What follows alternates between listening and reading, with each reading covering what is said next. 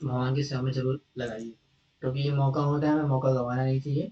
जब भी हम भगवान की सेवा में अपने आप को लगा सके, तन मन धन से, तन और मन से आप लगा रहे हो यहाँ पे, धन से भी लगा सकते हो उसमें कंट्रीब्यूट करके, ठीक है। तो कर सकते हो, ग्रुप में क्यूआर कोड दिया हुआ है, सब कुछ दिया हुआ है, इन्फॉर्मेशन वगैरह, तो वहाँ पे जा करके आप कर सकते हो। और नहीं भी करना चाहते तो कोई बात नहीं, तन मन लगाना ज्यादा इंपॉर्टेंट है। हाँ जी।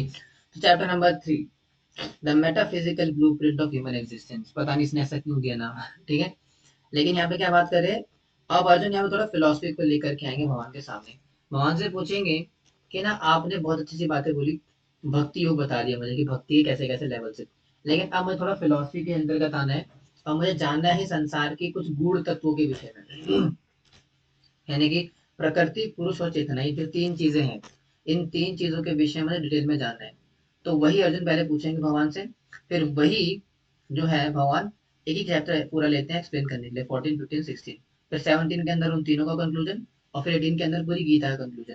तो ऐसे रहेगा, ठीक है। Decoding the body, the soul and the supreme, है ना। तो क्या क्या है, पुरुष, प्रकृति, चेतना। यानी कि सोल हमारी, पुरुष यानी कि भगवान, और चेतना प्रकृति यानी कि बॉडी, यानी कि हमारी प्रकृति, बॉडी को प्रकृति बोला गया है। और इसीलिए इस चैप्टर का नाम क्षेत्र क्षेत्रज्ञ विभाग भी होता है, क्योंकि इसके अंदर अर्जुन क्षेत्र क्षेत्रज्ञ के विषय में पूछते हैं। अभी क्या होता है चर्चा करते हैं, ठीक है।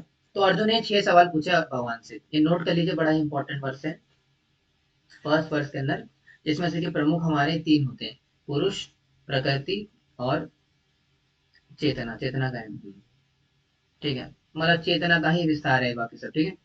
तो प्रकृति, पुरुष और चेतना के अंदर फिर आपका ये ज्ञान हो गया, है ना। तो ये तीन क्वेश्चन भगवान ने 3 क्वेश्चन जो है एकदम फर्मली पूछे, एकदम क्या बोले, डेडिकेशन के साथ। सबसे पहला क्वेश्चन डिस्कस करते हैं, है ना। प्रकृति। अर्जुन ने पूछा, भैया प्रकृति क्या होती है। प्रकृति बोलेंगे गुरु जी, प्रकृति ऐसा क्यों पूछा, प्रकृति तो मतलब नेचर होता है ना, जो आसपास घूम रहा है। हाँ, वही नेचर है, प्रकृति है, लेकिन प्रकृति के बहुत सारे मतलब होते हैं, शास्त्रिक मतलब भी है। देखो, एक मतलब तो साइंटिस्ट ने दिया हुआ है।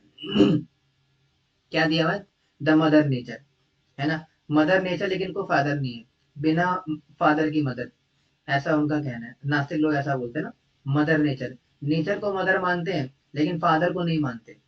भैया जब फादर ही नहीं तो मदर कैसे बनी। खैर, तो यानी कि नेचर के बारे में पूछा अर्जुन, प्रकृति के बारे में कि प्रकृति क्या है, तो उसका कैसे कार्य करती है सब पूछा अर्जुन ने। दूसरा क्या है, पुरुष। पुरुष यानी कि चेतना, सॉरी, सुप्रीम, यानी जो सुप्रीम इंजॉयर है ना, उसके विषय में पूछ रहे हैं। फिर क्या आता है, क्षेत्र। अब क्षेत्र क्षेत्र के क्या होता है, बहुत आंसर देंगे इसका, ठीक है। लेकिन आपको पहले क्वेश्चन बता देता हूँ, क्वेश्चन क्या है। तो क्या है, प्रकृति, पुरुष, क्षेत्र, क्षेत्रज्ञ, ज्ञान और ज्ञेय। तो ये 6 क्वेश्चन पूछा अर्जुन ने। क्या क्या पूछा, प्रकृति क्या है, पुरुष क्या है, क्षेत्र क्या है, क्षेत्रज्ञ क्या है, ज्ञान क्या है और ज्ञेय क्या है।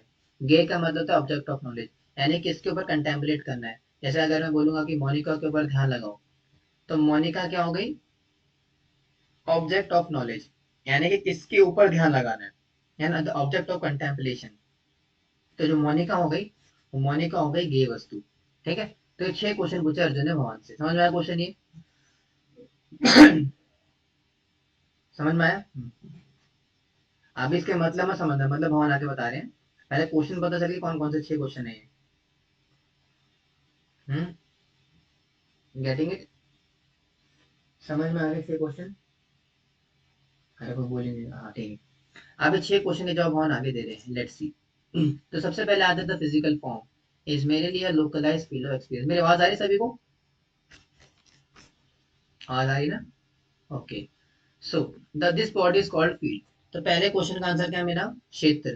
क्षेत्र क्या होता है, बॉडी, यानी कि बॉडी को क्षेत्र कहा जाता है। अब ऐसा क्यों, अब मान लो कि जैसे अगर हमें क्रिकेट खेलना है, तो क्रिकेट खेला कहा जाता है, इंडिया के अंदर तो गली में खेलते हैं, रोडों पे खेलते हैं, पार्कों में खेलते हैं, लेकिन वैसे ही क्रिकेट कहाँ खेला जाता है, मैदान पे, स्टेडियम में, है ना। क्रिकेट हो गया, फुटबॉल हो गया, ये जो बड़े बड़े स्पोर्ट्स होते हैं, स्पोर्ट्स खेले जाते हैं मैदान के ऊपर, तो उसको क्या बोलते हैं, फील्ड बोलते हैं, यहाँ पे जो चीज एक्टिविटी होती है। वैसे ही इस शरीर को क्षेत्र कहा जाता है, क्योंकि शरीर के माध्यम से ही सारे प्रकार के कर्म होते हैं, अच्छे बुरे, बहुत अच्छे बहुत बुरे। किसी को अगर किडनैपिंग करनी है, मर्डर करना है किसी का, तो क्षेत्र, इसी शरीर की जरूरत पड़ेगी। और अगर किसी को जो है भगवत गीता क्लास में आना है, सुनना है, तो उसके लिए भी शरीर की जरूरत पड़ेगी। यानी कि क्षेत्र का मतलब होता है जिसके माध्यम में या जिसके माध्यम से किसी प्रकार का कोई एक्टिविटी हो रहा हो या कार्यकलाप हो रहा हो। तो वैसे ही भगवत गीता के अंदर क्षेत्र शरीर को कहा गया है कि जो मेरी बॉडी है, my this material body is called as क्षेत्र। तो भगवान ने पहले उत्तर का जवाब दिया क्षेत्र का। और एनोलॉजी दे सकते हैं यहाँ पे, just as a farmer works as a specific plot of the land to harvest a crop, the conscious entity occupies a specific space, physical form to harvest experiences and reactions. The body is an instrument, not the operator. तो example कहते हैं farmer का, जिस प्रकार से किसान होता है वो एक पर्टिकुलर स्पॉट लेता है अपनी, मतलब पूरी जमीन में से, सारी जमीनों में से, मतलब जितना भी लैंड एरिया, उस पूरे लैंड एरिया में से, उस सरफेस एरिया में से एक पर्टिकुलर स्पॉट लेता है, एक पर्टिकुलर फील्ड ऑफ लैंड लेता है हार्वेस्ट करने के लिए क्रॉप को, यानी कि क्या बोलते हैं, फसल, फसल उगाने के लिए एक पर्टिकुलर लैंड ऑफ एरिया लेता है कौन, फार्मर। उसी प्रकार से हमारे पास भी एक पर्टिकुलर लैंड ऑफ एरिया है, जिसको शरीर को बोला जाता है, जिसके माध्यम से कर्म होते हैं। ठीक है, जिस प्रकार से किसान के पास एरिया होता है क्रॉप करने के लिए, और उसी के माध्यम से वो क्रॉप कर सकता है, उसके अलावा बाहर नहीं जाएगा। ठीक है। उसी तरीके से हमारा जो शरीर भी है, हमारे नाना प्रकार के कार्यकलाप करने में हमारे सहायता प्रदान करता है, हमें मदद करता है, इसलिए इसको क्षेत्र कहा जाता है। लेकिन याद रखना, ये बॉडी एक इंस्ट्रूमेंट ऑपरेटर नहीं, यानी कि ऐसा नहीं है कि शरीर अपने आप में कार्य कर रहा है, क्षेत्र अपने आप चल रहा है, नहीं, क्षेत्र को चलाने वाला कोई और है। जिस प्रकार से जो खेत है अपने आप उपजाऊ नहीं बन सकता, उसमें अपने आप फसल नहीं आ सकती, उसको फसल उगाने के लिए किसान की आवश्यकता पड़ती है। उसी प्रकार से जो क्षेत्र है, जो फिजिकल बॉडी है, वो अपने आप से क्रियाशील नहीं है, उसको चलाने के लिए कोई चीज चाहिए। अब वो चीज क्या है, वो आगे आती है अभी, कि कौन चलाता है इसको। हालांकि आप लोग पहले से जानते हो चीज को, आत्मा, लेकिन अब भगवान फिर से बताएंगे कि इस शरीर को चला कौन रहा है। ठीक है, समझ में आया, क्षेत्र का मतलब क्या है, शरीर। क्लियर, कोई डाउट इसमें, बोलिए, क्लियर है ना, बढ़ो आगे। हाँ भाई, रिस्पॉन्स करो करो ना, तो शांत पड़ जाते हो एकदम। ठीक है, थोड़ा लेट हो गया तो क्या हो गया, ऐसा थोड़ी ना होते। अब यहाँ पे आते हैं, हाँ, अब भगवान हमें बताते हैं 24 प्रकार के तत्व क्षेत्र के। अब क्षेत्र किस किस प्रकार से इन्फ्लुएंस है, या प्रकृति, प्रकृति कौन कौन से तत्वों से मिलकर के बनी है। तो वो हो गया, क्या बोलते हैं, क्षेत्र हो गया। क्षेत्र का मतलब होता है क्या, क्या बोलते हैं अपना,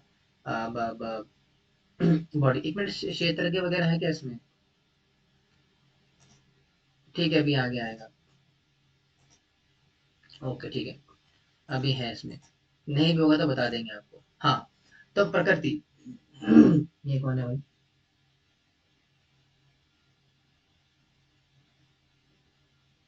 ठीक है, ओके, अच्छी बात है। लक्ष्मी भी आ रही है, भगवद गीता के साथ साथ लक्ष्मी भी आ रही है, वेरी गुड। आप लोग जो पेमेंट कर रहे हैं, लक्ष्मी दे रहे हैं अपनी, तो आप अपना स्क्रीनशॉट भी शेयर कर सकते हो मुझे पर्सनल अकाउंट में, वो जरूरी है। क्योंकि जो भी लोग जो है क्या बोलते हैं, भगवान की सेवा में लगाते हैं अपने धन को, लक्ष्मी को, उनको, उनके लिए हम स्पेशल प्रार्थना करते हैं। मैं स्पेशल प्रार्थना करता हूँ। श्री श्री राधा राधिका रमन टेम्पल हमारा जो है पंजाबी बाग में, वहाँ पर जा करके उनकी भक्ति साधन वगैरह के लिए स्पेशल प्रार्थना की जाती है, तो आप कर सकते हो उसके लिए भी, ठीक है। हाँ जी, तो 24 प्रकार के तत्व है, कौन कौन से चर्चा करते हैं।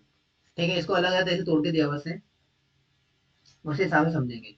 तो सबसे पहले आपको दिया हुआ है, पहले आपको बता दो तत्व कौन कौन से होते हैं, फिर इस डायग्राम को समझेंगे, नहीं तो मुश्किल हो जाएगा आपके लिए। देखो, 24 प्रकार के तत्व कौन कौन से हैं, आपकी तो पहले आ जाएगी 11 प्रकार की इंद्रियां, है ना, 11 टाइप्स ऑफ सेंसेस। कौन कौन सी, 5 ज्ञान इंद्रियां, 5 कर्म इंद्रियां, एक मन, 11 हो गए। फिर 5 आता है आपके विषय वस्तु, कौन कौन सी, सॉरी, तन मात्राएं, क्या है, शब्द स्पर्श रूप रस गंध। तो 11 5 16, ठीक है। 16 के बाद आपकी 5 प्रकार के पंच महाभूत, पंच तत्व, जिससे कि पूरा भौतिक संसार बना हुआ है, पृथ्वी जल अग्नि वायु आकाश। कितने हो गए, 16 5 21। 21 के अलावा 3 चीज होती है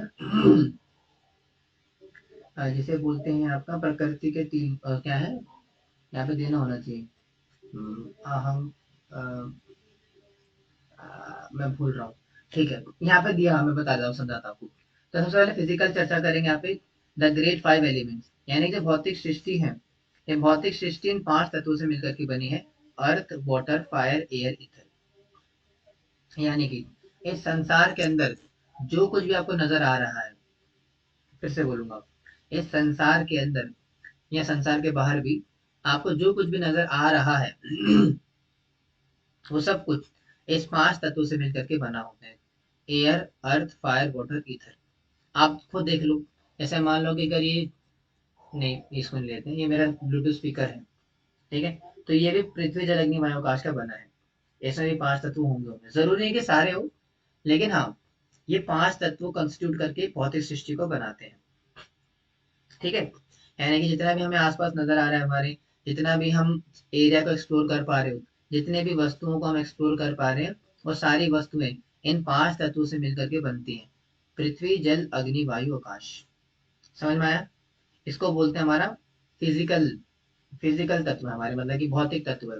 यानी कि भौतिक तत्व है, इनसे मिलकर के सारा पूरा संसार बना है लेकिन संसार के अंदर हम जब जीवात्माएं आती हैं, ठीक है, यानी कि जब बॉडी ग्रहण करते हैं, बॉडी पंच महाभूत की बनी, याद रखना। ठीक है, तो बॉडी पंच महाभूत की बनी है। ठीक है, तो जब पंच महाभूत की बॉडी होती है, इसके अंदर कुछ सूक्ष्म एलिमेंट्स भी होते हैं, यानी कि सटल एलिमेंट्स होते हैं, जो कि संसार में बाह्य रूप से नजर नहीं आते, यानी कि बाहर नहीं है वो जो सटल एलिमेंट्स है, वो बाहर नहीं है, वो अंदर ही है, एक जीवात्मा के अंदर होते हैं, शरीर के अंदर होते हैं वो कौन कौन से होते हैं? Intelligence, false ego and unmanifested nature. ये था मैं बोल रहा था से, मन, बुद्धि, अहंकार। ठीक है, ठीक है, मन, मन हो गया, बुद्धि हो गया, अहंकार हो गया इसने 4 दिए, जिसे 3 दे रखे, यहाँ पे क्या कर रहा है भाई साहब?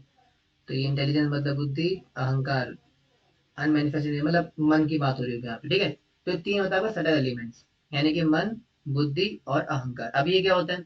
बुद्धि का मतलब होता है सोचने समझने की जो शक्ति आती है हमारे अंदर, किसी भी कार्य को करने के लिए, उसको बुद्धि बोलते हैं। जैसे आप सब लोग बुद्धिमान हो, तभी इस क्या बोलते हैं, भगवत गीता क्लास के अंदर आए हो, आपने अपनी बुद्धि का इस्तेमाल करा। ठीक है, तो बुद्धि का इस्तेमाल करके आपने बोला कि मुझे आईपीएल मैच नहीं दिख रहा, आईपीएल चल रहा होगा अभी, मुझे पता नहीं है।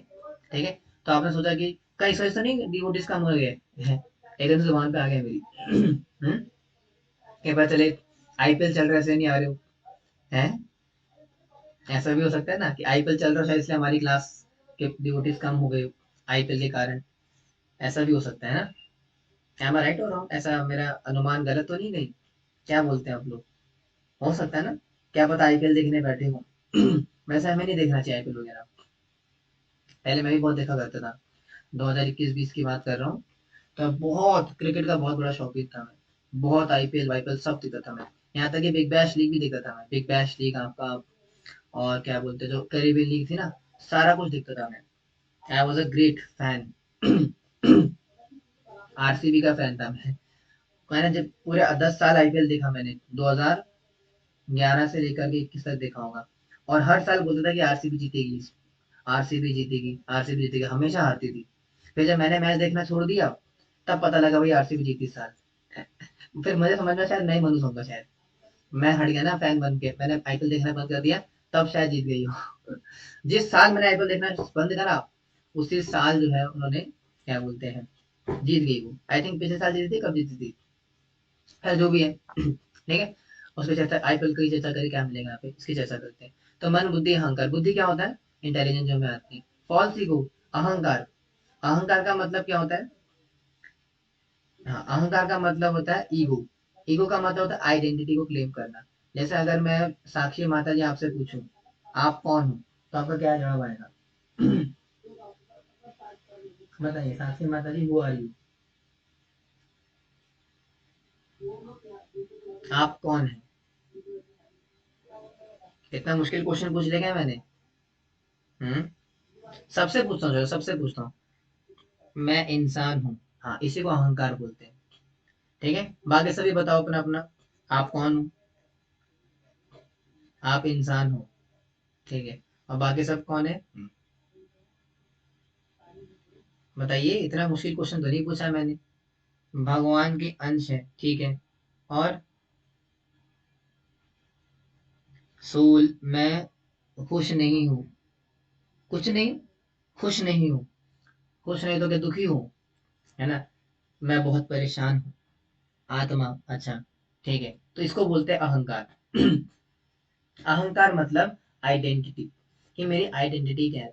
अब प्रभुपाद जी अपने ग्रंथों के अंदर दो प्रकार के अहंकार बताते हैं, एक तो होता है फॉल्स ईगो जो लिखा है यहाँ पे, और एक होता है रियल ईगो, जो प्रभुपाद अपने पुस्तकों में लिखते हैं। तो फॉल्स ईगो का मतलब होता है, फॉल्स ईगो भी अहंकार है, और राइट क्या बोलते, क्या बोला मैंने, true, true ego, false ego और ट्रू ईगो। ट्रू ईगो भी अहंकार होता है और फॉल्स ईगो भी अहंकार होता है, लेकिन दोनों में डिफरेंस, डिफरेंस क्या होता है? जो फॉल्स ईगो होता है मतलब फॉल्स होता है, मतलब वो गलत चीज का अहंकार होता है, और जो राइट ईगो होता है वो सही चीज के लिए अहंकार होता है। अब वो क्या होता है, समझते हैं।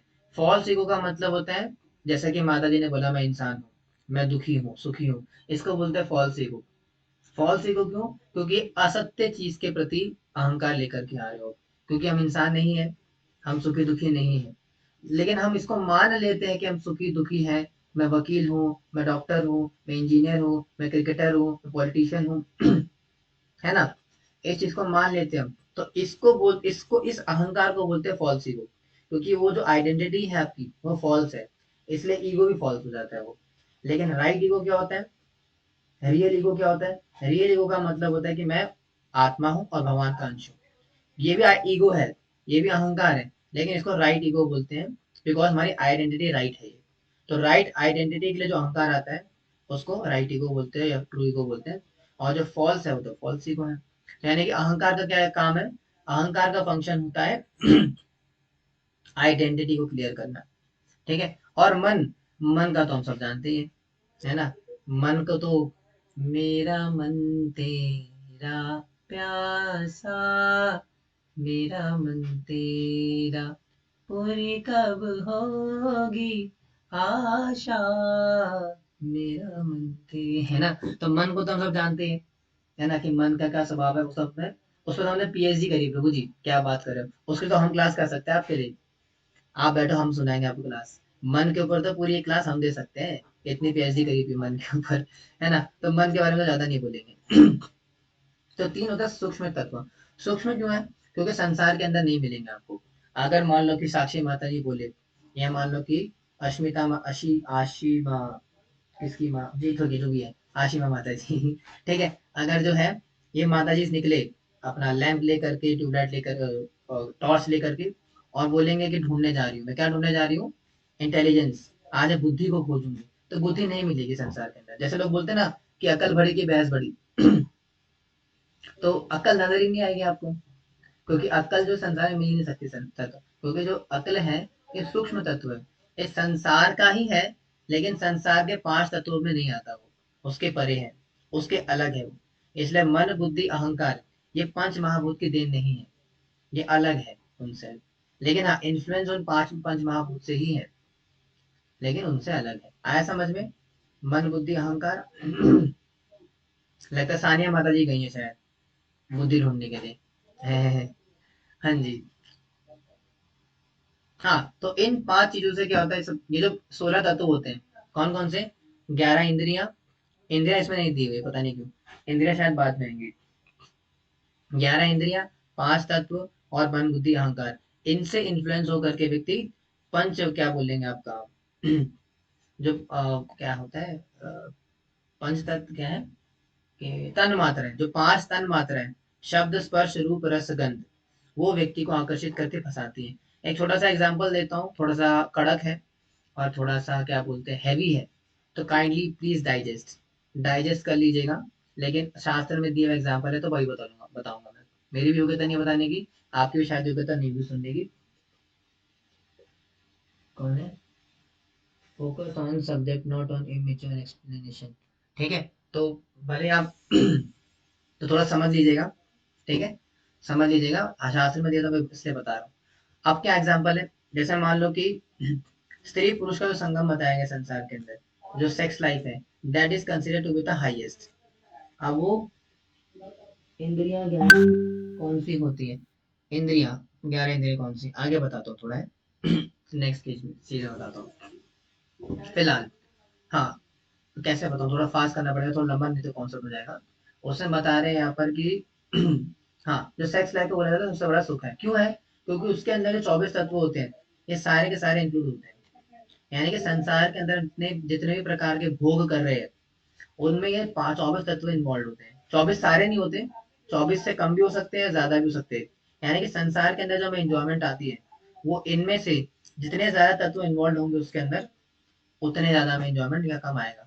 ज्यादा होंगे तो ज्यादा आएगा, कम होगा तो कम आएगा। कैसे, जब सबसे पहले तो पंच महाभूत, पंच महाभूत का संसार बना हुआ है और पंच महाभूत का हम भी बने हुए हैं। तो यानी कि जुड़ा, कहते ना एक जुड़ाव है हमारा संसार के प्रति, इसलिए है क्योंकि संसार भी पंच महाभूत का बना हुआ है और हमारा शरीर भी पंच महाभूत का बना हुआ है। फिर इस पंच महाभूत को फील करने के लिए, इस पंच महाभूत के बने संसार को एज्यूम करने के लिए, इसको सत्य मानने के लिए हमारे पास तीन तत्व और हैं जो कि संसार के पास नहीं है, मन बुद्धि अहंकार। इसीलिए हम जब संसार को देखते हैं तो रिएक्ट करते हैं, लेकिन संसार जब हमें देखता है तो रिएक्ट नहीं करता। जैसे मान लीजिए आपके सामने एक बहुत बड़ा पहाड़ है, सुंदर सा पहाड़ है, आप हिमालय गए थे, हिमालय में आपके सामने बहुत बड़ा पहाड़ है, तो अगर कोई व्यक्ति उस पहाड़ को देखे तो क्या बोलेगा, फोटो खींचेगा, वाह क्या सुंदर पहाड़ है। अब वो सुंदर पहाड़ वो भी पांच तत्वों का बना हुआ है और आपका शरीर पांच तत्वों का मिलकर के बना हुआ है। लेकिन ऐसा क्या खास है आपके अंदर कि आपने उसको देख के रिएक्शन दिया लेकिन उसने आपको देख करके रिएक्शन नहीं दिया। तो वो खास चीजें तीन तत्व, मन बुद्धि अहंकार, जो कि पहाड़ के अंदर नहीं है। यानी कि मन बुद्धि अहंकार क्या करते हैं, हमें पंच महाभूत से संपर्क कराने में मदद करते हैं। आ रहा है समझ में, आ रहा है ना, आगे बढ़ो।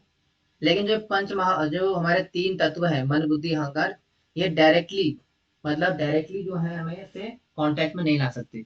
उसके लिए क्या होता है, पांच तन मात्राएं होती है, ठीक है, पांच तन मात्राएं होती है और 11 इंद्रियां होती है जो कि हमारा, यानी कि पंच महाभूत को पंच महाभूत से कनेक्ट करती है। यानी कि पंच महाभूत का जो पहाड़ है और पंच महाभूत का जो शरीर है वो डायरेक्टली कांटेक्ट में नहीं आ सकते।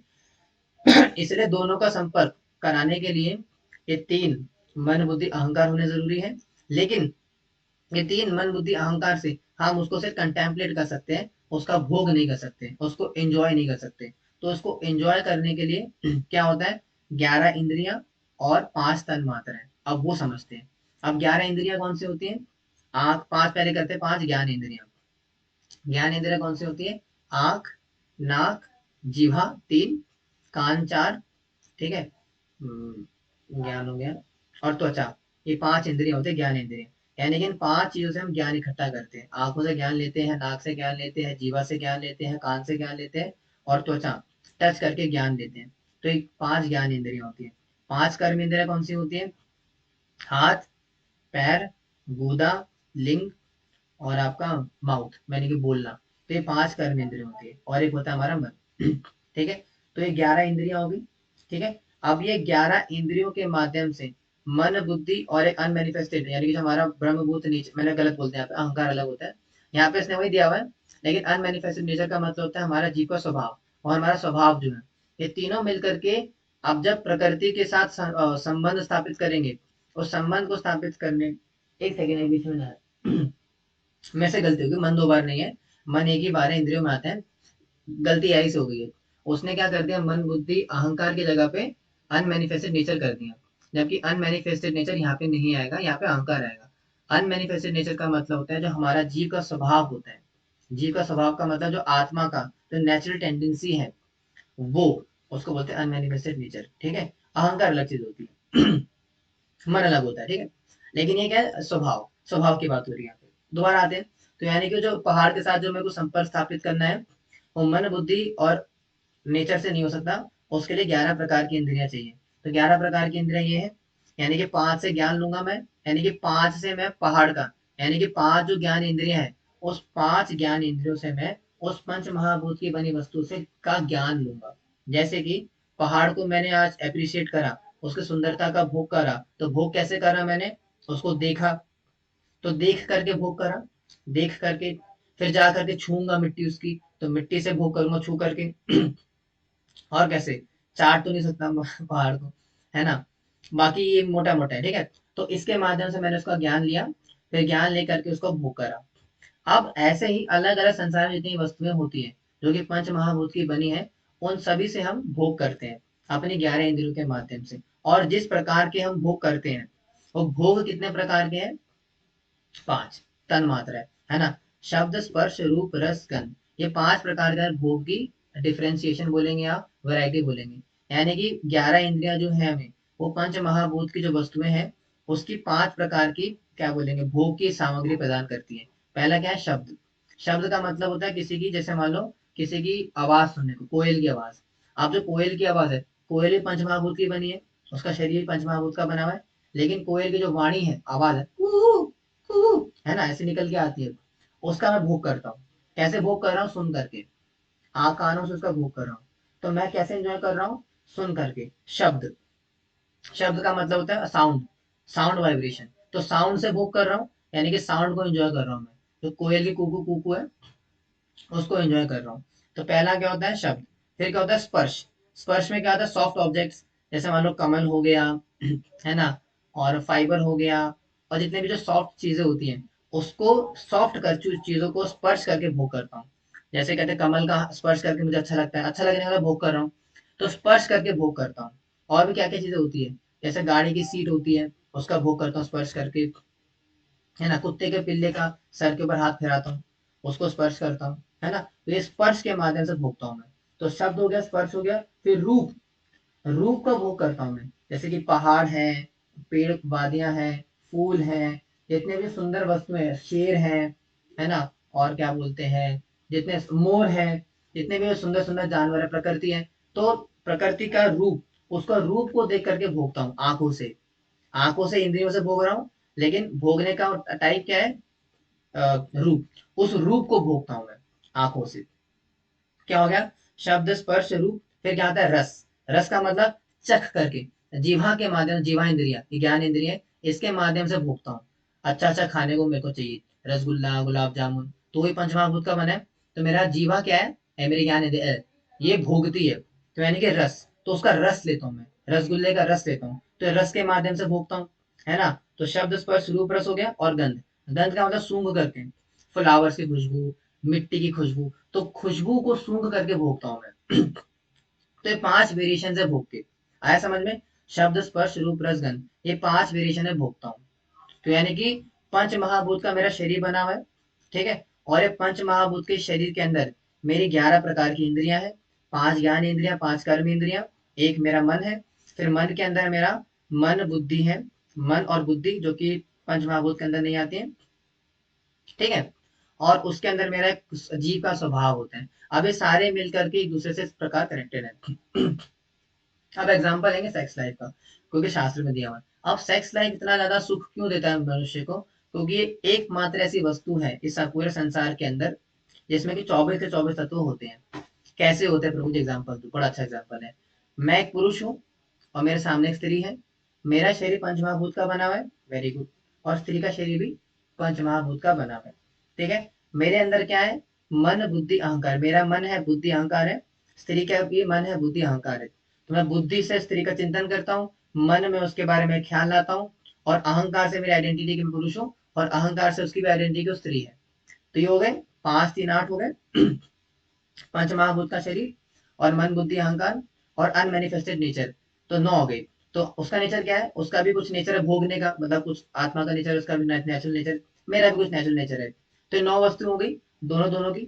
तो 9 के बाद हमारी क्या थी? 11 प्रकार की इंद्रियां। क्या उसके पास 11 इंद्रियां हैं? हाँ बिल्कुल है, मेरे पास भी है। कौन कौन सी? 5 ज्ञान इंद्रिया, 5 कर्म इंद्रिया है उसके पास, मेरे पास भी है। तो 5 5 11, 11 9 कितने हो गए? 11 8 सॉरी 19 हो गए। है ना। तो 19 हो गए, 19 तत्व। अब इस 19 तत्वों के बाद मैं स्त्री का जब भोग करने के लिए जाऊंगा, तो 5 तत्व, जो 5 तन मात्रा होगी उसमें जुड़ होगी। शब्द स्पर्श रूप रस गंध। कैसे? शब्द, जो स्त्री की वाणी है, जो मीठी मीठी आवाज होती है ना, आप समझो पूरा कॉन्सेप्ट समझो, भागवतम के अंदर आधी चीजें। इसलिए इसलिए कहा जाता है, भागवतम बोलते हैं कि कभी स्त्री की वाणी नहीं सुननी चाहिए। जो साधु पुरुष होते हैं, जो भक्ति भजन में रहते हैं, उन्हें कभी स्त्री की वाणी नहीं सुननी चाहिए। क्योंकि स्त्री की वाणी जो होती है, वो कहते हैं ना, एक म्यूजिक की तरह काम करती है पुरुष के लिए। और वो फिर बिल्डर करती है आपको। वाणी, वाणी का भोगते हैं, यानी कि स्त्री को अगर भोगना है तो वाणी भोगेंगे पहले, उसकी आवाज, मीठी मीठी आवाज, उसका भोग करेंगे, शब्द। फिर स्पर्श, स्पर्श तो खैर बाद में आएगा। फिर क्या आ गया, शब्द हो गया। रूप, उसका रूप का भोग करते हैं, उसके सुंदर रूप का भोग करते हैं ना, सुंदर सुंदर बाल, नाक, कान, आँख, मुंह, तो उसका रूप का भोग करते हैं आंखों से, है ना। शब्द हो गया, रूप हो गया। गंध, उसकी गंध का भोग करते हैं, शरीर से खुशबू आती है ना, एक नेचुरल एक स्मेल है बॉडी की हमारी, पसीने की बदबू नहीं कह रहा मैं, गर्मी वाली, वो तो गंध अलग चीज होगी, लेकिन एक नेचुरल सुगंध है बॉडी के अंदर, जो कि बॉडी को डिजायर होती है उसकी। तो स्त्री के अंदर सुगंध है, तो सुगंध को भोगता है वो नाकों से, नाक से। तो क्या हो गया, शब्द, रूप और गंध हो गया। फिर आता है, हाँ, स्पर्श। फिर क्या करेगा, स्त्री का स्पर्श करेगा, उसकी सॉफ्ट बॉडी को टच करेगा, तो उसकी सॉफ्ट बॉडी टच करके उसको, उसका भोग करेगा, उसको एंजॉय करेगा। और लास्ट में आता है फिर रस। तो फिर रस कैसे होता है, भोग करके, है ना। एक दूसरे का जब आलिंगन करते हैं और जब फर्दर प्रोसेस किसिंग वगैरह जब चीजें करते हैं, तो उसके अंदर फिर रस का भी आदान प्रदान होता है। तो ये सारे उसमें इन्वॉल्व होते हैं, सारी इंद्रियां इन्वॉल्व होती हैं, सारे रस इन्वॉल्व होते हैं, सारे तत्व इन्वॉल्व होते हैं। इसीलिए the most dangerous thing in this material world, that is sex life, क्योंकि उसके अंदर 24 के 24 तत्व होते हैं। और इसीलिए सबसे ज्यादा फंसाने वाली भी यही होती है, बाकी किसी के अंदर इतने सारे नहीं होते, कुछ एक आध दो होंगे, कम होंगे, ज्यादा तो नहीं होंगे, कुछ एक आध कम नीचे होते हैं, लेकिन सारे के सारे से रिसीव होते हैं। आई होप अब समझ में आ गया होगा पूरा। इससे ज्यादा बताने की क्षमता मेरी भी नहीं है, जितना मैंने बताया था बता दिया। इसीलिए भैया शास्त्र के मत को समझो और संभल के रहिए। आगे बढ़ते ना, eternal mechanics of matter and consciousness. मैंने बता दिया आपको मैकेनिक्स क्या है, प्रकृति, पुरुष, फंक्शन क्या है। तो प्रकृति का फंक्शन क्या है, प्रकृति का नेचर कैसा होता है, इनर्ट होता है, अनकॉन्शियस एनर्जी, यानी कि कॉन्शियस नहीं होते, मैंने बता दिया, एग्जाम्पल दिया पहाड़ का। स्टेटस क्या था उसका, बिगिनिंगलेस, यानी कि उसकी कोई बिगिनिंग नहीं है, वो अनादि है, यानी कि वो जब सृष्टि का प्रारंभ हुआ तब से है वो। ठीक है। पुरुष कौन है, द लिविंग एंटिटी, यानी कि नेचर क्या, यानी कि हम, हमारी बात हो रही है, नेचर कैसा होता है, सेंटिनेंट एंड कॉन्शियस एनर्जी, वो कॉन्शियस है, उसको अपना होने का ज्ञात है ना। स्टेटस कैसा, वो भी अनादि है, भगवान के साथ ही प्रकट में। और प्रकृति और पुरुष का फंक्शन क्या होता है, हालांकि पुरुष के साथ से गलत है, यहाँ पुरुष क्या है, एंजॉय होना चाहिए, भगवान होना चाहिए। चलो जो भी है, आगे बढ़ते हैं। आई थिंक चेतना को बोला होगा, ठीक है। फंक्शन क्या है प्रकृति का, the engine of cause and effect, the source of all material transformation physical bodies. तो यानी कि प्रकृति क्या करती है, सभी सारे प्रकार के जो शरीर है हमारे, ह्यूमन बॉडी, इस ह्यूमन बॉडी को फॉर्म करने में मदद करती है प्रकृति। पुरुष क्या है, उसका फंक्शन क्या है, the observer and experiencer, experiencer of the material manifestations. ठीक है। तो उसका क्या है, ऑब्जर्व करता है, सारी प्रकृति को घटते हुए, होते हुए देख के ऑब्जर्व करता है वो। ठीक है। तो ये प्रकृति पुरुष का नेचर है, जो कि मैंने आपको पहले ही बता दिया। Now, suffering is generated by the friction of false identification. अब सफरिंग कैसे आती है, द इंजन ऑफ सफरिंग, मैंने आपको पहले बता दिया, लेकिन फिर से एक बार समझते हैं डायग्राम के थ्रू। तो यानी कि हमारी सोल है, आत्मा। अब आत्मा को ना कोई सुख होता है ना कोई दुख होता है, आत्मा तो क्या एकदम, क्या बोलेंगे, सचिद आनंद में है, ठीक है, सचिद आनंद में है। लेकिन जब वो संपर्क में आती है इस भौतिक शरीर के अंदर, या भौतिक शरीर के अंदर फंस जाती है, इस भौतिक शरीर में फंसने के कारण क्या होता है, ये शरीर कष्ट पहुंचता है अपने आप को, मन बुद्धि अहंकार के चक्कर के अंदर ऐसा फंस जाती है, ऐसे इंटेंगल हो जाती है, कि उसे ऐसा लग जाता है कि मैं कष्ट में हूँ। इसको श्री विश्वनाथ चक्रवर्ती ठाकुर बताते हैं पूर्वाभ्यास, यानी आध्यास बोलते हैं, यानी कि अभ्यास हो जाना किसी चीज का बहुत ज्यादा। जैसे मान लो कि अगर मैं ये शर्ट, इस शर्ट को मैं रोज पहनू, रोज पहनते पहनते पहनते करोड़ों साल तक पहनते रहूं, तो क्या होगा, मुझे इस शर्ट के साथ अटैचमेंट हो जाएगी, मुझे लगेगा कि भाई ये मेरी शर्ट है, मतलब मेरी शर्ट, ये मैं ही हूँ। मुझे तभी पता नहीं चलेगा कि मेरी शर्ट मुझसे अलग है, क्योंकि इतनी ज्यादा प्रैक्टिस हो चुकी है मुझे कि शर्ट मेरी हो गई है, यानी कि इस शर्ट को मैंने अपना मान लिया। ऐसा होता है, लोग पागल हो जाते हैं, अपनी कार से अटैच हो जाते हैं, है ना। तो वैसे ही आत्मा ने क्या करा है, इतने करोड़ों करोड़ों जन्मों से शरीर प्राप्त कर करके इस शरीर से अटैच हो चुकी है, उसे ऐसा लगता है कि मेरा शरीर है, और उस वजह से उसको ऐसा फील हो रहा है कि मैं दुख में हूँ, लेकिन दुख में है नहीं वो। आया समझ में, आत्मा दुख नहीं है, आत्मा को कोई दुख नहीं है, आत्मा को ऐसा लग रहा है कि मैं दुखी हूँ, क्योंकि शरीर से अपने को आइडेंटिफाई कर पा रहे हैं वो। लेकिन जब भगवान का भजन करते हैं, भगवान के हरि का नाम का जप करते हैं, अच्छे से भजन करते हैं, तो क्या होती है, ये आत्म चेतना चेतना जागृत होती है, हमारे अंदर की जो इनर सोल है वो एक्टिव होती है, और बॉडी से हम अलग हैं, इस आइडेंटिटी को समझ पाते हैं, और तब जा करके फिर सफरिंग कम होती है। सफरिंग कम होने का मेन कॉज क्या है? तो यही है, यानी कि जब तक कोई व्यक्ति अपने आप को आत्मा ना मान करके शरीर मानेगा, जब तक शरीर मानते रहोगे अपने आप को, तब तक सफरिंग में ही रहोगे, क्योंकि बॉडी मिली ही सफरिंग के लिए। You can not be happy in this material world और इन दिस मटेरियल बॉडी। इस भौतिक शरीर के अंदर आप सुख में नहीं रह सकते हो, क्योंकि भौतिक शरीर बना ही कष्ट के लिए, इसमें सिर्फ कष्ट ही कष्ट मिल सकते हैं आपको। इसीलिए जो व्यक्ति अपने आप को बॉडी से आइडेंटिफाई करेगा, ऐसा व्यक्ति हमेशा दुखी ही रहेगा। तो खुश खुश कौन रहता है, सुखी कौन रहता है? जो कि भगवान का भक्त होता है, क्योंकि भगवान का भक्त जानता है कि मैं शरीर नहीं हूँ, मैं आत्मा हूँ, और उससे भी ऊपर मैं भगवान श्री कृष्ण का अंश हूँ। जब वो व्यक्ति इस बात को जान जाएगा तो सुखी हो जाएगा। Now let's move further. आगे आ रहा है कि the two distinct conscious entities occupy the exact same field. तो यानी कि हमारी इस भौतिक शरीर के अंदर ये जो हमारा क्षेत्र है, क्षेत्र के अंदर ही हमारी दोनों चीजें रहती है, यानी कि क्षेत्रज्ञ भी रहते हैं और हमारी आत्मा जो खुद हम वो भी रहते हैं। अब क्षेत्रज्ञ कौन होता है? जो कि क्षेत्र को जानने वाला, यानी कि क्षेत्रज्ञ आत्मा भी है और क्षेत्रज्ञ भगवान भी है। लेकिन भगवान क्षेत्रज्ञ कैसे वर्ड आ रहा है इसमें? आई थिंक 13.3 पढ़ोगे आप माता जी, जो भी बुक है इनके पास, उसमें आ रहा है भगवान को क्षेत्र पूर्ण क्षेत्रज्ञ ऐसा कुछ कहा गया उसमें। यानी कि भगवान क्या है? सबों के क्षेत्र को जानने वाले हैं। तो यानी कि आत्मा क्या है? आत्मा क्षेत्रज्ञ है, लेकिन सिर्फ अपने क्षेत्र को जानती है, अपने शरीर को जानती है। लेकिन जो परमात्मा है, जो भगवान श्री कृष्ण है, जो कि हमारे शरीर के हमारे क्षेत्र के अंदर है, वो भी क्षेत्रज्ञ है, लेकिन वो सारे क्षेत्रों को जानते हैं। आ रहा समझ में? यानी कि जो आत्मा है, हमारी पर्टिकुलर आत्मा, वो सिर्फ हमारे क्षेत्र को जानती है, लेकिन जो परमात्मा है, सुपर सोल है, वो सारे क्षेत्रों को जानती है। ठीक है, आप इसमें थोड़ा सा कंपैरिजन करते हैं कि दोनों कैसे कैसे रहती है। स्कोप ऑफ नॉलेज, क्या क्या नॉलेज होती है इसके अंदर? आप जो क्षेत्रज्ञ है, मैंने बताया लोकलाइज, यानी कि सिर्फ अपनी स्पेसिफिक बॉडी को ही जानती है, अपने आप को अपने क्षेत्र को ही जान पाती है। लेकिन जो परमात्मा है, वो सभी के क्षेत्र को जानते हैं। और रोल क्या होता है, फंक्शन क्या होता है इनका? Primary role. तो प्राइमरी रोल होता है जीवात्मा का, वो होता है एक्सपीरियंसर, यानी कि वो एक्सपीरियंस करता है जितने भी संसार में आप चीजें कर रहे हो, एक्टिविटी, खाना पीना, मैथुन इत्यादि, जितनी भी क्रियाएं आप कर रहे हो, उन सारी क्रियाओं का एक्सपीरियंस करता है, उन सारी क्रियाओं का अनुभव करता है कौन? जीवात्मा। लेकिन जो परमात्मा है, वो एक्सपीरियंस नहीं करता, उससे डिटैच्ड है। क्या करता है? वो विटनेस करता है। जैसे कठोपनिषद के अंदर एक बहुत अच्छी एनालॉजी दी जाती है, दो चिड़िया की, दो पंछियों की। दो चिड़िया है जो कि पेड़ के तने के ऊपर बैठे हैं, जिसमें से कि एक क्या कर रहा है, उसके फलों को खा रहा है, और दूसरा बैठ करके देख रहा है। वैसे ही हमारे शरीर के अंदर भी दो प्रकार की चिड़िया हैं, एक आत्मा है, दूसरा परमात्मा। आत्मा क्या कर रही है? भौतिक शरीर के माध्यम से नाना प्रकार के फल खा रही है, भोग कर रही है, कभी सुख का फल खाती है, कभी दुख का फल खाती है। लेकिन जो परमात्मा, जो भगवान है, वो इन सबसे परे है, वो कोई फल नहीं खाते, बस बैठ के देख रहे होते हैं। तो ये डिफरेंस होता है परमात्मा में और जीवात्मा में। जीवात्मा क्या करते हैं? अपने क्षेत्र के अंदर रहते हुए अपने क्षेत्र के माध्यम से क्या क्या चीजें हो रही है उसको एक्सपीरियंस कर रही है। लेकिन जो परमात्मा है, वो आपके क्षेत्र से क्या क्या चीजें हो रही है उससे कोई मतलब नहीं रखती, बस देखती है, बैठ करके वॉच करती है। है ना? जैसे ऑफिस के अंदर हमने रील बनाई थी कल परसों में।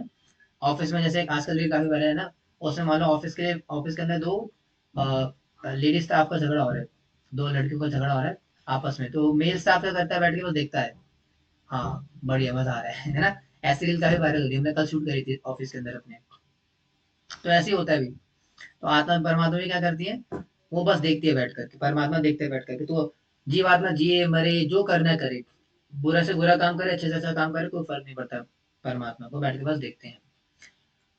और डायमेंशन क्या है? नेचर, पोजीशन, सब ऑर्डिनेट, यानी कि हम इसका नेचर क्या है जीवात्मा का? सब ऑर्डिनेट टू मटीरियल नेचर, यानी कि वो अपने शरीर की गुलाम है, अपने शरीर के हिसाब से चलेगी वो।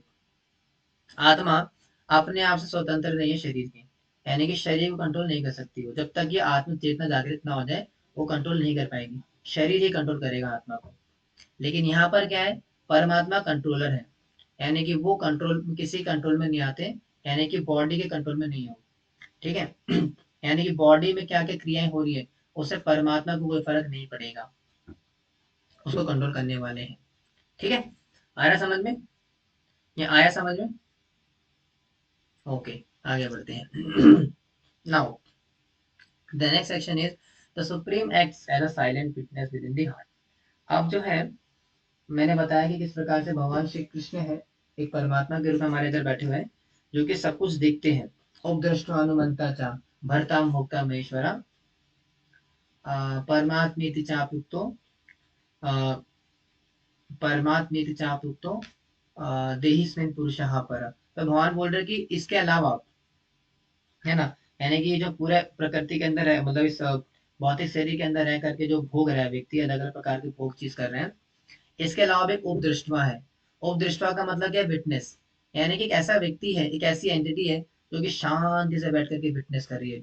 अगर किसी ने मान लो कि रेखा, मान लो कि कोई आदमी है राजू, राजू की पत्नी का नाम है रेखा, तो क्या करा, राजू ने रेखा का खून कर दिया। तो भगवान क्या करते, बैठ के देख रहे होते हैं परमात्मा रूप में कि अच्छा, तो कुछ नहीं करते वो, ठीक है, परमात्मा रूप में अंदर बैठ के देख रहे हैं। आप गलत काम करो, अच्छा जितना अच्छा बुरा काम करो, कोई फर्क नहीं पड़ता उन्हें, वो बस बैठ के देखते हैं। और क्या है, अनुमंता, परमिशन भी देते हैं। जैसे मान लो अगर आपके अंदर डिजायर आई कि मैं क्या करूंगा आज, बैंक में डाका डालूंगा, तो भगवान क्या करते हैं, परमिशन देते हैं, जाओ भाई डाल ले, तेरी मर्जी। तो देखते ही भगवान विटनेस भी करेंगे और परमिशन भी देंगे कि जाओ भैया कर लो। जब भगवान कुछ नहीं करते फिर वो देख ही क्यों रहे हैं? परमात्मा रूप में नहीं करते ना, वैसे तो करते हैं, बाकी रूपों में करते हैं, परमात्मा रूप में नहीं करते हैं। और देख क्यों रहे हैं? क्योंकि जीवन जीने जिलाने के लिए ना, क्योंकि भगवान हमें हमसे प्रेम बहुत करते हैं ना, भगवान हमसे बहुत प्रेम करते हैं, ये भी समस्या है। इसलिए भगवान, जैसे होता है ना छोटा बच्चा, जैसे छोटा बच्चा क्या करता है कि अगर माँ से बोलता है झगड़ा करके कि मैं जा रहा हूँ घर छोड़ करके, तो क्या करता है, चले जाता है।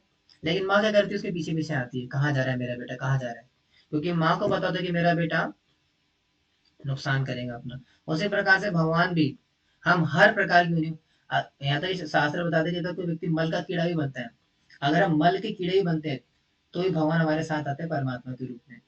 इतने बड़े मित्र हैं हमारे वो, तो भगवान प्रेम करते हैं हमसे, इसलिए आता हमारे साथ में। फिर आप बोलते प्रभु जी, अगर इतना प्रेम करते तो फिर हम मना भी नहीं करते, मना गलत काम करते हैं। परमात्मा अंदर से आपको उपदेश देते हैं, अंदर से गिल्ट देते हैं गलत काम करने पे, लेकिन मना नहीं करते। ऐसा नहीं बोलेंगे कि आपको रोक देंगे, आपको समझाते हैं लेकिन रोकते नहीं है। इसलिए आप देखो, जब आपको गलत काम करने वाला होता है ना, आपके अंदर से गिल्ट आता है कि मैंने क्यों कर रहा हूँ। जैसे मान लो कि मैं प्रीति को प्रपोज करने जा रहा हूँ, लेकिन अंदर से गिल्ट आता है कि प्रीति तो ऑलरेडी उसकी, वो तो राजू से प्यार करती है, उससे प्रपोज करूंगा तो ऐसा, है ना, अंदर से गिल्ट आता है ना।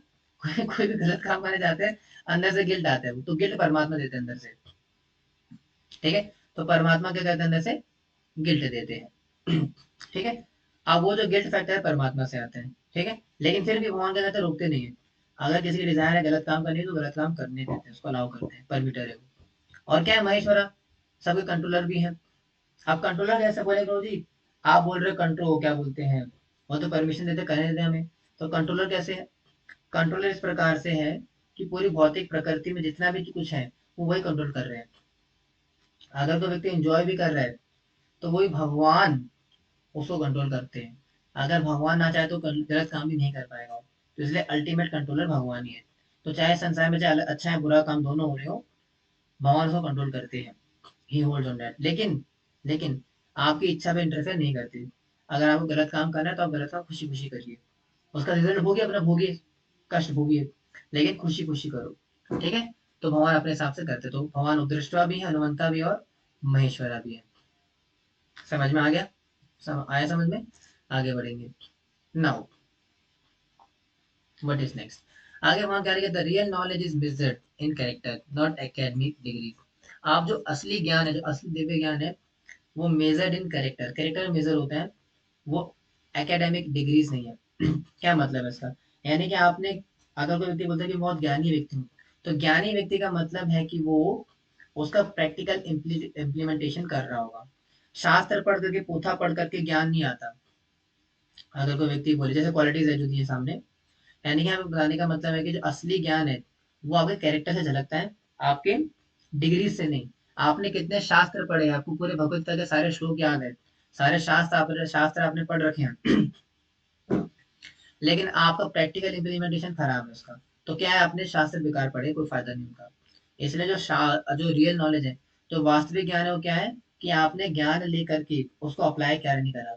ये भगवत गीता जो आप पूरा कोर्स कर रहे हो, जो फिनिश होने वाला है अभी, तो ये पूरे भगवत गीता कोर्स के दौरान आपने जो कुछ भी पढ़ा, वो पढ़ा तब लगेगा जब आपने उसको अप्लाई करा। अदरवाइज वो भी एकेडमिक क्वालिफिकेशन हो जाएगी, सर्टिफिकेट वगैरह मिल जाएगा, उससे कोई फायदा नहीं होगा अगर वो रियल लाइफ में इम्प्लीमेंट नहीं हुआ तो। और क्या क्या होना चाहिए, सबसे पहले आपके सामने आ रहे हैं, humility, non violence, tolerance, simplicity, self control, और इसके अलावा और भी चीजें हैं। 13.8 से 12 बहुत सारे भगवान इस चीज को बोलते हैं।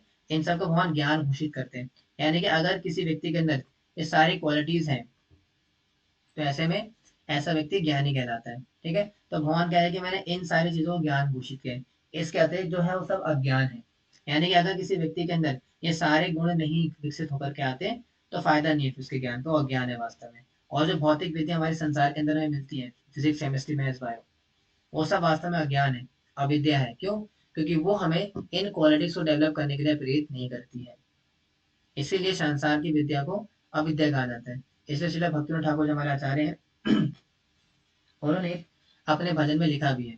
क्या लिखा है कि जड़ विद क्या है, बेतार बेला से, मैं इसको भूल जाता हूँ हमेशा, क्या है इसका, कि भक्ति विनोद जड़ विद्या मायर, जड़ विद जड़ विद्या जा मायरा वैभव, तुम्हार भजने पाधा, है ना। ऐसे कहता क्या कहते हैं, जड़ विद्युत मायर वैभव, तुम्हार भजने रे बाधा।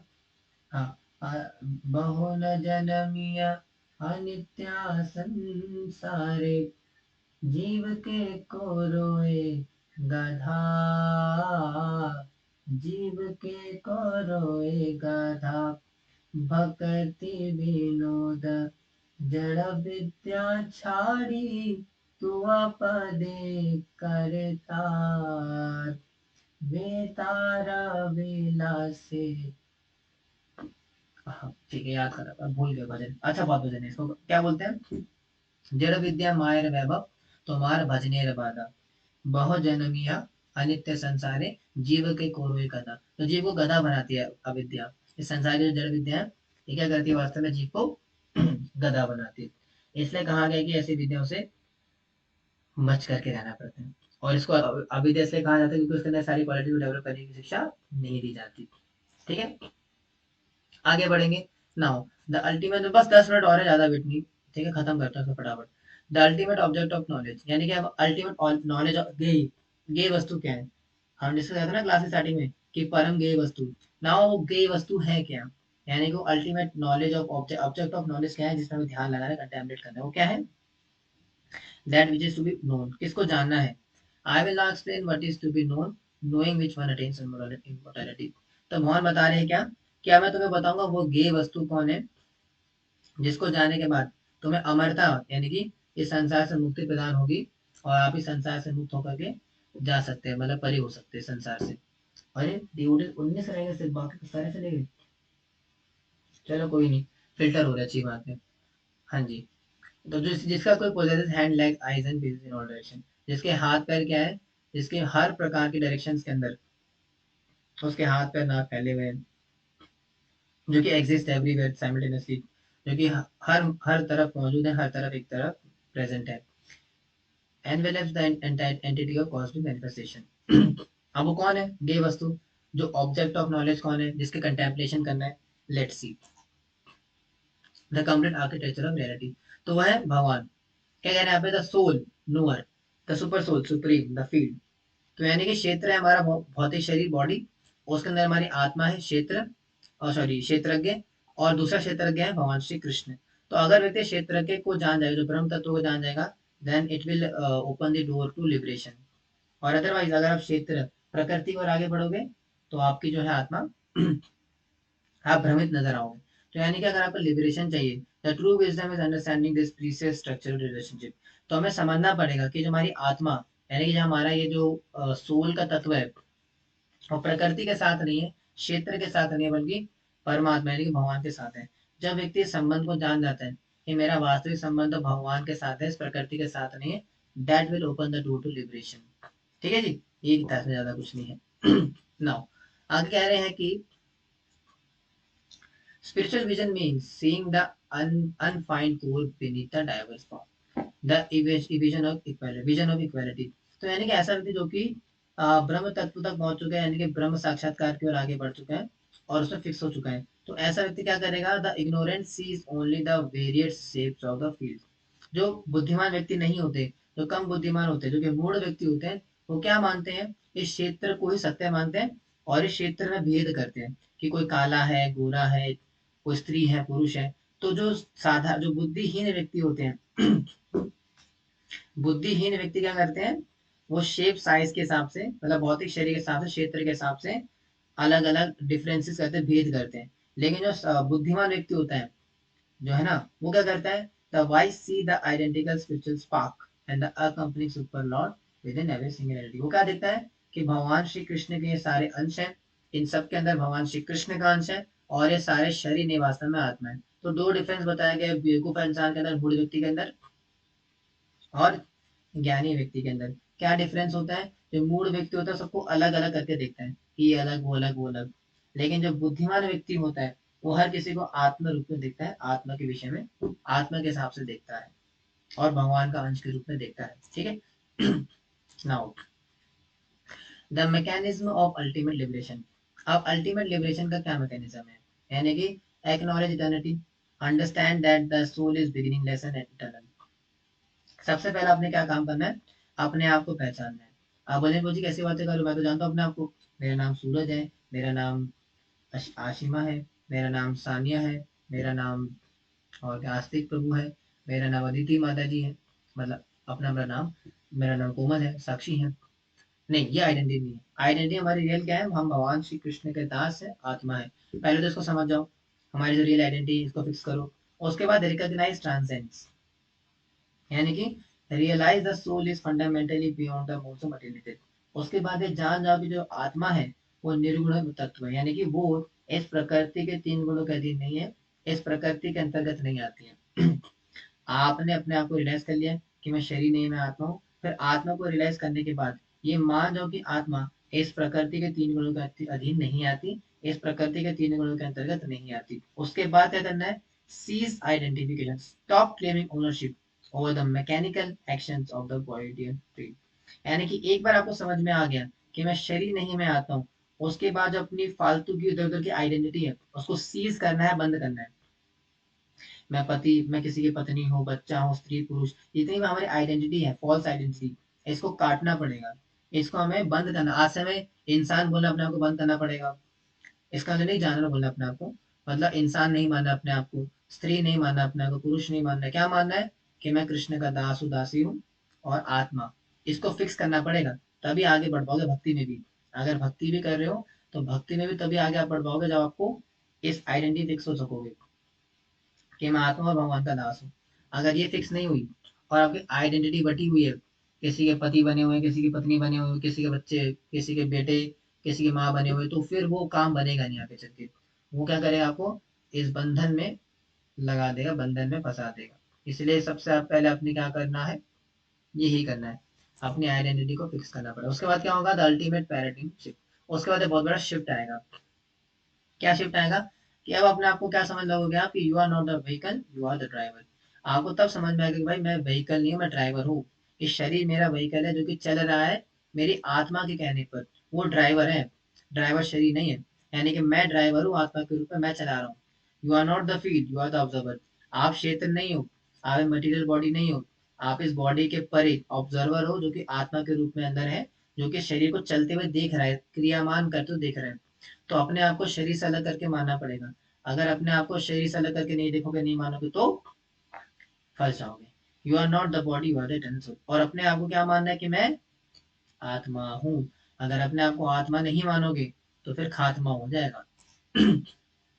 इसलिए क्या करना है आपको, बियॉन्ड नॉलेज लाइज डिवोशन, और ज्ञान के परे जाना पड़ेगा। सिर्फ ज्ञान लेकर के काम नहीं बनेगा। Knowledge reveal the distinction between the body and soul. ज्ञान से आपको क्या पता चल जाएगा कि आप शरीर नहीं हो, आत्मा हो।